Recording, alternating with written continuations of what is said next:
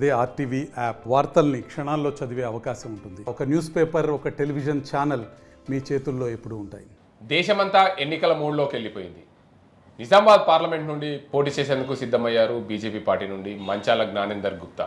బోధన్ నుండి జగిత్యాల వరకు పోస్టర్లు అతికిచ్చారు. తాను వచ్చే ఎన్నికల్లో నిజామాబాద్ పార్లమెంట్ నుండి బీజేపీ అభ్యర్థిగా పోటీ చేస్తానంటున్నారు. అసలు మంచాల జ్ఞానేందర్ గుప్తా మనతో ఉన్నారు. వారి బ్యాక్గ్రౌండ్ ఏంటి, వారు ఎక్కడి నుండి వచ్చారు? సార్ నమస్తే. నమస్తే. మీ బ్యాక్గ్రౌండ్ ఏంటి, మీరు ఎక్కడి నుండి వచ్చారు, మీ కుటుంబ నేపథ్యం ఏంటి? నిజామాబాద్ పార్లమెంటు ప్రజలకు జై శ్రీరామ్, అందరికీ గుడ్ మార్నింగ్. నా పేరు మంచాల జ్ఞానేందర్ గుప్తా. నేను గత 10 సంవత్సరాల నుండి వివిధ రకాల సేవలు చేస్తున్నాను. తర్వాత మా మా మా మా స్థానికంగా మా ప్రాపర్ ఏంటంటే సిరిసిల్ల దగ్గర కనగర్తి విలేజ్ అండి. కనగర్తి విలేజ్లో మా తాతగారైన మంచాల రాజేశం గారు ఆ ప్రాంతాల అందరికీ పరిచయమే. మా తాత స్వాతంత్ర సంయోధుడు కాబట్టి మేము అక్కడ చదువుకునేటప్పుడు ఏంటంటే కొంచెం ఇబ్బందులు బాగుంటుండే. ఏంటంటే నక్సలైట్ ప్రాబ్లం బాగుంటుండే. ఆ ప్రాబ్లంతో ఏంటంటే మా మామగారైన లక్షపేట, మంచిర్యాల దగ్గర లక్షపేట ఉంటుంది. అక్కడ మా మామగారు అడ్వకేటు, తర్వాత బిజినెస్ ఉంటుండే. ఈ బాబు ఇక్కడ ఉంటే మన మంచి అయితోడో కాడని నన్ను తీసుకుపోయి లక్షపేటలో చదివించారు. నేను లక్షపేటలో 4వ తరగతి నుండి 12వ తరగతి వరకు చదువుకున్నాను.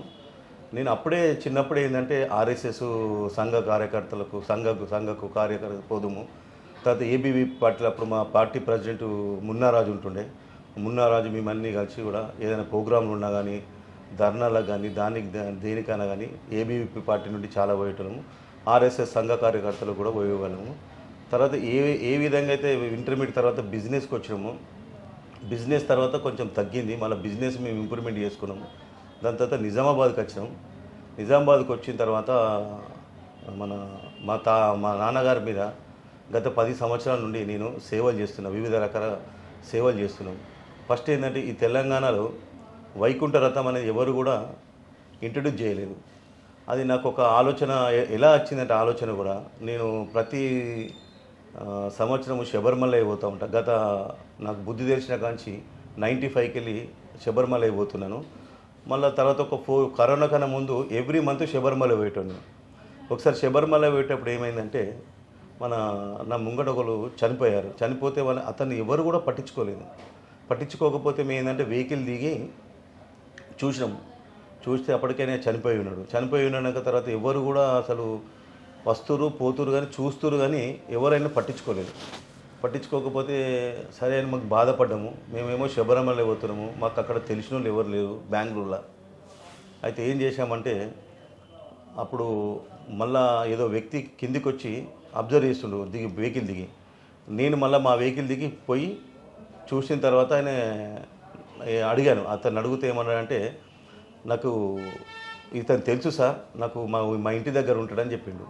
ఇంటి దగ్గర ఉంటాడంటే మరి ఎట్లా తీసుకుపోగలని నన్ను మానవత్వంగా అడుగుతా. నేనేమన్నాడంటే, సార్ నా డబ్బులు లేవు అంటే నేనేమన్నా సార్ ఎంతైతే బాబు డబ్బులు అని అంటే ఒక 1000 రూపీస్ వరకు అయితే అన్నాడు. 1000 రూపీస్ అంటే మరి నేను ఇచ్చేసిన ఒక 1000 ఇచ్చేసాను ఆయనకు. 1000 ఇచ్చిన తర్వాత ఇంటికి తీసుకోపోమని చెప్పాను డెడ్ బాడీని.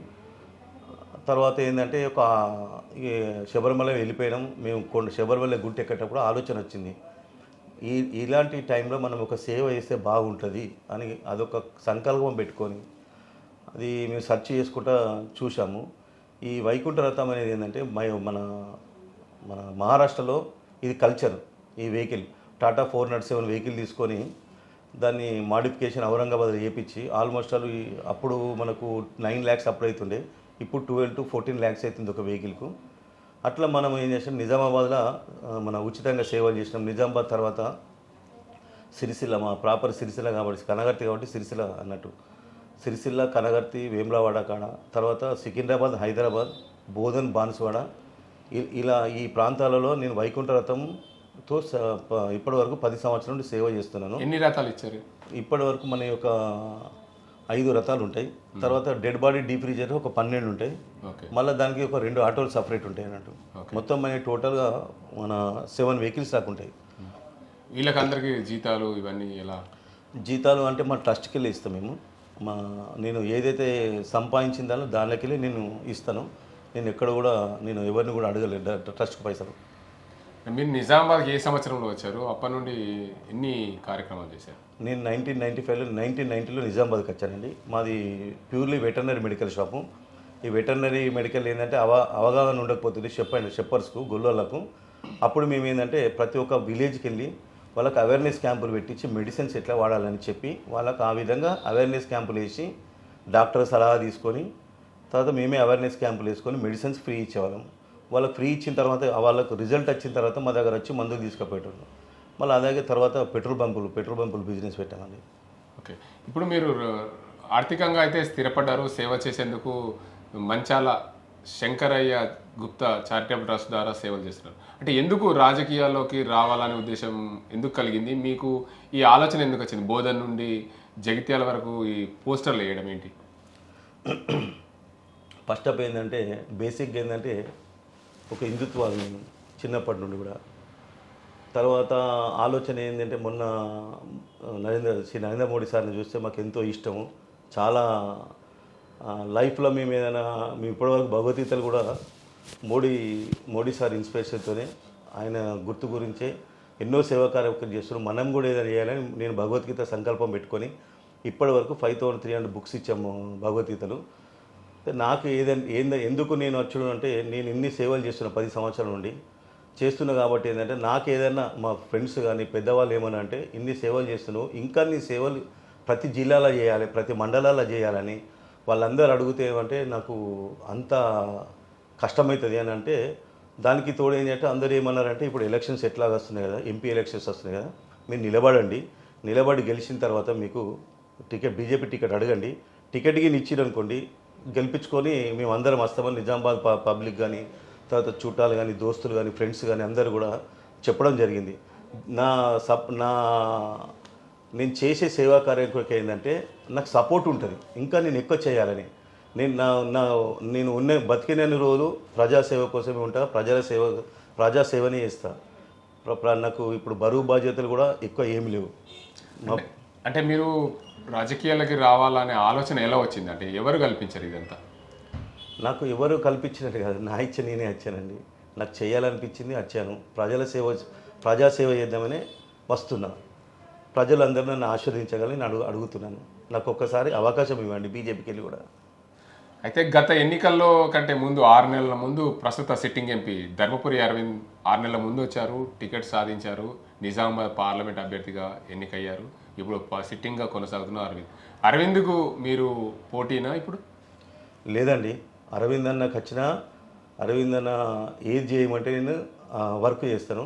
నేనేంటంటే అరవింద్ అన్న ఒకసారి చేసిరు కాబట్టి నాకు ఒకసారి అవకాశం ఇవ్వమంటున్నాను. నేను దానికి అవకాశం ఇస్తే, నేను బీజేపీకి నాకు అవకాశం ఇస్తే, నాకు టికెట్కి నచ్చింది అనుకో, నేను సాయశక్తిగా ప్రతిరోజు కూడా నేను ఇక్కడనే ప్రజల మధ్యలోనే ఉంటా, నిజామాబాద్లో ఉంటా కాబట్టి నేను అడుగుతున్నాను.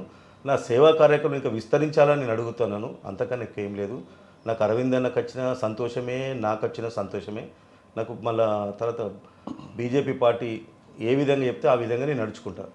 అంటే ఇటీవల కాలంలో గత 2 రోజుల క్రితం నిజామాబాద్ ఎంపీ ధర్మపురి అరవింద్ ఆర్టీవీతో మాట్లాడుతూ బీజేపీలో పోటీ సహజం, మాకు పోటీ ఎవరొచ్చినా ఇబ్బంది లేదు, దేశంలో మోడీ రావడమే మా ముఖ్య ఉద్దేశం, మోడీ గెలవడమే మా ముఖ్య ఉద్దేశం, మాకు నిజామాబాద్ నుండి పోటీగా మంచాల జ్ఞానేందర్ గుప్తా కూడా పోటీ చేయేందుకు సిద్ధమవుతున్నారు, టికెట్ అడుగుతున్నారని చెప్పి అరవింద్ మాతో అన్నారు. దాన్ని మీరు ఎలా స్వీకరిస్తారు? సంతోషం అండి. మాకు ఫస్ట్ ఏంటంటే మా ధ్యేయం ఏంటంటే కంపల్సరీ మళ్ళొక్కసారి మోడీ గారు ప్రధానమంత్రి కావాలి. నిజామాబాద్లో కూడా మన గులాబీ గుర్తు ఎగురవేయాలని మేము అనుకుంటున్నాం. బీజేపీ రావాలని మేము ఇంత తాపత్రయపడుతున్నాం. అరవింద్ అన్న అన్నడు నాకు సంతోషం, ఎందుకంటే అంత పెద్ద మనిషి నన్ను కూడా రమ్మని ఆశీర్వదించినందుకు నాకు కూడా చాలా సంతోషం అండి. నాకు అరవింద్ అన్నకు వచ్చిన సంతోషమే, నాకు ఇచ్చిన సంతోషమే. నాకు ఇస్తే మాత్రం నేను ఛాయాశక్తిలో కష్టపడి అందరూ నాకు సపోర్ట్ ఉన్నారు, గెలిపించుకొని వస్తుంటారు అందరూ కూడా. నాకు టికెట్ ఇచ్చి ప్రజలు ఆశీర్వదించగలని నేను కోరుకుంటున్నాను నిజామాబాద్ పబ్లిక్ మరియు తర్వాత నిజామాబాద్ మొత్తం పార్లమెంట్ ప్రజలందరికీ. నేను ఒకవేళ నాకు టికెట్ వచ్చి నన్ను గెలిపిస్తే ప్రతి మండలాన్ని కొట్టి వైకుంఠ రథం పెడతా కంపల్సరీ. దాని తర్వాత ఏంటంటే మా ట్రస్ట్కి వెళ్ళి ప్రతి ఇంటికి ఒక భగవద్గీత, ఆల్మోస్ట్ 4 లక్షల 4 లక్షల ఇండ్లు అంటే ఒక 3 లక్షల మంది 3 లక్షల ఇండ్లు ఉంటాయి. 3 లక్షల ఇండ్లకు ప్రతి ఇంటికి భగవద్గీత ఇస్తాను. ఇలా నేను కార్యక్రమాలు చేస్తాను అనుకుంటున్నా.